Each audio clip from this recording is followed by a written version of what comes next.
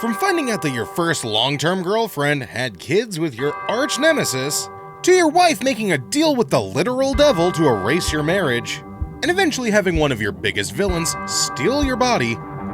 Actually, every single one of those happened to Spider-Man. Why, Marvel? There have been many messed up moments in comics that have made us go, "What? What the f-?" In today's video, we're going to be going over Volume 6 of my series, Messed Up Moments in Comics. New episodes are uploaded daily as YouTube Shorts, so go ahead and watch them. I may have covered your favorite moments already, so I'll link to a video now that's a supercut of the first 50 episodes. If I haven't already covered your favorite messed up moment in comics, go ahead and comment it down below. And if I'm able to, I'll absolutely make a short about it. With all that being said, let's hop into part 6 of Messed Up Moments in Comics. Messed up moments in comics that made us go, "Hey yo, what the fuck?" Part 61. This is Mera, Queen of Atlantis, wife of Aquaman, mother of Aqua Baby. Or as you might know her, she who shall not be named. You may be asking yourself, who is Aqua Baby? Let me explain. Back in the day, Mera and Aquaman had a child, named Arthur Jr. He was captured by Black Manta, and subsequently suffocated in air. Suffocating in air, I get it, weird thing to think about, but let's keep going. You'd think the death of their son would hit both of them pretty hard. Or would it? Because you see, we're going back to that old chestnut, Blackest Night, in which Black Lantern Aquaman gives their zombified son back to Mera. Which, here's the messed up part, she turns into a red lantern and incinerates it. At which point Atrocitus, basically the embodiment of rage, says he has nothing left to say but welcome to the core. It's bad enough that you lose a kid once, but twice? And once by your own hand. Messed up moments in comics that made us go, "What the f*** is that?" Part 62. It's no secret that typically Gwen Stacy's fate is pretty awful, but the Ultimate Universe is a bit of a different story. You see, because this is Carnage. And unlike other versions, this is a genetic modification of Venom and Peter's DNA. And in this issue of Ultimate Spider-Man, it tracks down Gwen. Petrified by fear, she's unable to move as it slowly moves in and starts wrapping its tendrils around her.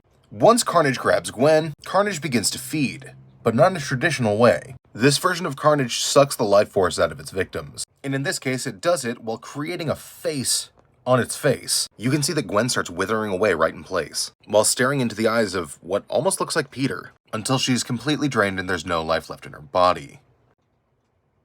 Hey yo, what the fuck? But I guess it's fine because at the end of the day, I guess Carnage kind of replaces Gwen. Part 63. This is the DC Comics character, Dog Welder, and as his name suggests, he welds dogs to things. There's something deeply psychologically wrong with that, and whoever created this character.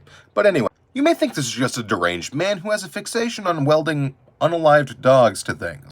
But it's much, much, much weirder. This man is crap talk Spectre to his face, who, by all accounts, has the powers of God. But the most messed up part is the fact that Dog Welder is a mantle passed from generation to generation. And the first victim that ever fell prey to the Dog Welder was none other than the Egyptian god Anubis. What the f***? Messed up moments in comics that made us go, "What the f***?" Part 64. In 2003, Dr. Doom got this mystical armor, but the question is, how did he get it? Well, it actually involves his girlfriend, Valeria. You know, the same Valeria that Reed and Sue Storm named their daughter after at Doom's behest. And although the story takes place in 03, the character debuted in 1969. So how did he get the armor? Well, in typical Dr. Doom fashion, he made a deal with some nether demons. But in order to get the armor, he had to give up something that could never be replaced, and that was the only woman he ever loved. And honestly, this is truly grotesque. You can see the flesh being ripped away from her bones. And actually, it's her body that gets ripped away, turned into leather, and made into the armor. So when he's talking to her skeleton saying, "I will always hold you close to me," he's being literal. And honestly, the audacity of him doing this to the woman he loved and then forcing his arch nemesis to name their daughter after this girl really just makes you go, "Hey yo, what the?" Part 65. This is Dr. Kurt Connors, otherwise known as the Lizard. And in today's video, we're going to be going over the day that Kurt Connors died. This takes place in issue number 631 of The Amazing Spider-Man. In the book, we see Peter getting the best of the Lizard in typical Spidey fashion. But in reality, Peter has absolutely nothing to do with the ending of Kurt Connors. In fact, it's actually these two pictured here. They're the children of Kraven the Hunter. It all starts with Kraven's daughter Anna kidnapping Billy Connors, Kurt's son, leaving him tied up and unable to escape while the Lizard starts creeping in. And so you're aware the blue text box is the subconscious brain of Kurt Connors, while the green is obviously the Lizard. Kurt's subconscious is screaming, trying to get to the front to stop what the Lizard's about to do. And Billy is saying, please, Daddy, don't do this. You can see the Lizard bites into Billy. He even says he always knew that Kurt would take him out. As Billy passes, you can see Kurt's consciousness fade away. Messed up moments in comics that made us go, hey yo, what the fuck? Part 66. This is Bruce Wayne Batman, and he's currently sitting on the Mobius chair. But this isn't just an ordinary throne. In fact, it gives whoever sits down in the chair basically all of the knowledge in the universe. Well, let's be honest here, when Batman sits in it, he's kind of a prick. When he finally asks it the question we've all been waiting for, who is the Joker, he's left stunned. Because you see, friends, for all these years, there hasn't just been one Joker, there have been 3. What the f? Yes, this is true. They're each different people, and they each represent basically a different era in Batman. So you might be thinking, how does the storyline handle this startling revelation? Well, Jason Todd thinks he's being set up to be the next Joker, so he takes one of them out. Then the second Joker completely snaps and takes out the original in front of Batman, making it so that, surprise, surprise, at the end of the day, we're back to the status quo. Part 67. This is Shadowcat from the X-Men, or as you may know her, Kitty Pryde. And today we're going to be going over one of the most messed up things that happened to this character. This story takes place in Wolverine and the X-Men issue number 5, and we'll jump in here with Beast, looking like a lion for some reason, trying to find Kitty Pryde. After trying to find her with absolutely no luck, he goes to her dorm, where we see her trying to reach out to Colossus, who at the time she was dating, but hanging up when he answers. When Beast finally gets her to open the door, it's revealed she's pregnant. Or is she? Because only 2 days before, she wasn't pregnant, and Beast confirms she's actually infected with an alien race of bugs known as the Brood, which are a race of hive mind bug-like aliens which normally, when they're infected, take over their host, turning them into more of these bugs. So the fact that she hasn't been changed and in fact has a ton of them living inside her is just messed up, man. Messed up moments in comics that made us go, What the f? Part 68. This is the Right Red Hand, a team of civilians in Marvel who have lost family members to the actions of Wolverine.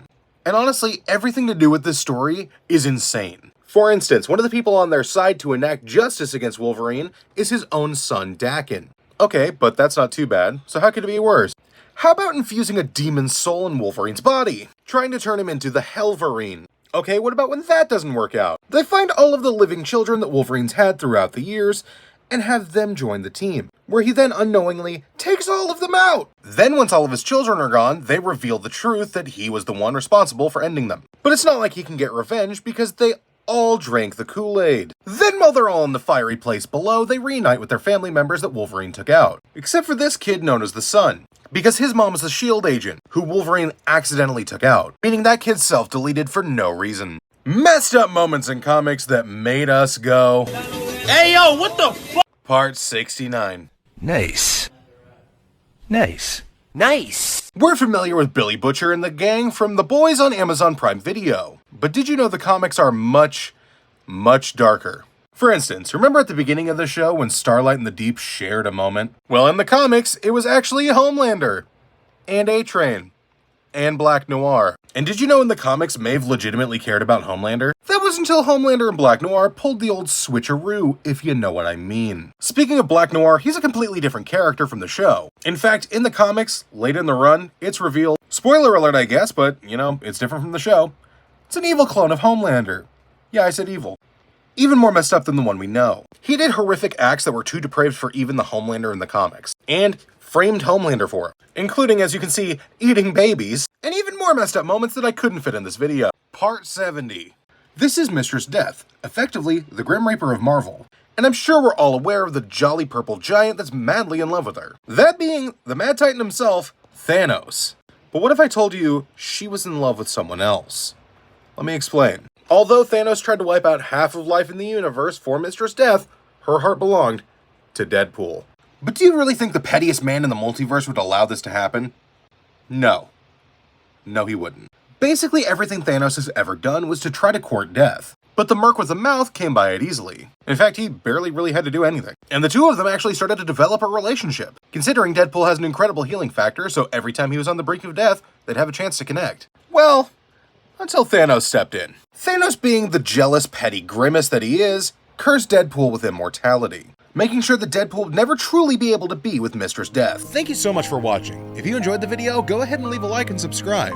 If you'd like to support the channel, consider becoming a member. Messed Up Moments in Comics are uploaded daily, so go ahead and keep an eye out. And new videos come out every Saturday morning. Once again, thank you so much for watching. I hope you have a great day, and as always, I'll catch you in the next one.